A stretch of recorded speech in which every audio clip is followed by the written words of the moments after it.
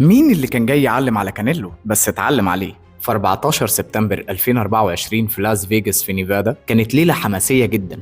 الحماس مالي الجو والجمهور كله مركز. ماتش مهم جدا، بطل الوزن ساول ألفاريس وشهرته كانيلو اللي سجله بيقول 61 فوز 39 منهم بالضربة القاضية، 2 خسارة و2 تعادل. ومنافسه البطل الصاعد إدجار برلانجا اللي سجله بيقول 22 فوز 17 منهم بالضربة القاضية وصفر هزيمة وصفر تعادل. وده أول ماتش بطولة عالمية بينافس عليها. كانيلو بيدخل الحلبة وشه ظاهر عليه علامات ثقة الملاكم اللي عارف قيمته كويس. الخصم بتاعه إدجار برلانجا الشاب الجريء اللي داخل مندفع وكان بيستفز كانيلو قبل الماتش عشان يثبت نفسه قدامه في الليلة دي. الجولة الأولى بدأت بمزيج ما بين الهدوء والهيبرة في نفس الوقت.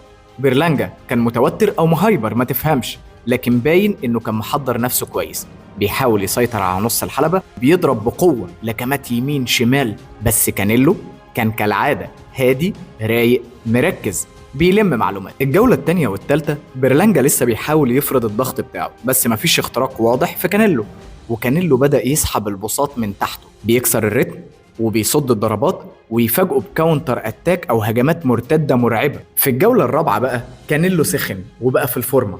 برلانجا شد نفسه قصاده، قال له هتولع هنولع، وبقى بيقرب اكتر وبيضرب بعنف اكبر. لكن فجاه كانيلو قال له على مين؟ على بابا، وراح لسعه ليفت هوك مرعب راح مقعده. الضربه دي قلبت الماتش، خلت برلانجا يحس انه داخل مع اسطوره حقيقيه مش بس مجرد نجم على الساحه. برلانجا سقف وهو على الارض وقام وقف ومكمل، وتعدي الجوله الخامسه بعدها ضرب نار. وتيجي الجوله السادسه اللي كانت نقطه التحول في المباراه. كانيلو كان نازلها يخلص، بدأ يسيطر أكتر ويفرض طريقته، ضغط تدريجي وبيقفل المساحات بأسلوبه وضغطه. كل مرة برلانجا بيحاول يدخل بياخد له واحدة تقيلة ترده لورا.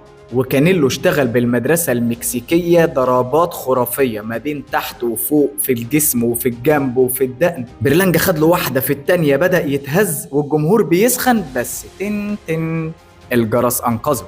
في السبعة والثامنة ما تفهمش كانيلو غير الخطة بتاعته، بدل ما كان عالي نقل للواطي، زي ما يكون قرر يعاقب برلانجا في الفايت ده، مش بس انه ينهي الفايت بالقضية. يعني بمعنى اصح تحس انه كان عايز يعذبه، لان كل الضربات كانت في صالحه وموصل له معظم الضربات بتاعته. برلانجا حاول يدور على اي فرصة بس مفيش، هو خلاص خرج بره الحسابات. ولما بتعدي الجولة التاسعة والعاشرة برلانجا بيحاول يعمل شو، فبيرفع ايده بيدي امل للناس، لكن ضرباته ملهاش وزن. كانيلو قال له ايه؟ انت بتهزر؟ دول جمهوري جايين علشان. وراح رافع ايده للجمهور في الصالة والدنيا ولعت.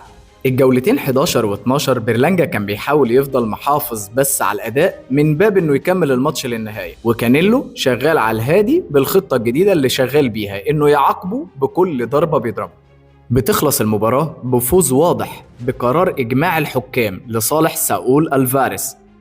كانيلو أثبت تاني إنه مش بس اسم، ده 100 حدوتة بتتكتب بجلافزين. ورأيي إن الأيام الجاية برلانجا هيكسب الوزن ده بعد الخبرة الكبيرة اللي اكتسبها من الفايت ده. وده بيعلمك إنك حتى لو خسرت ماتش في طريقك مش هي دي النهاية، دي ممكن تكون بداية لانطلاقة أكبر من أحلامك. مين اللي يحدد إذا كنت تاخدها بالإيجاب ولا بالسلب؟ أنت. عارف ليه؟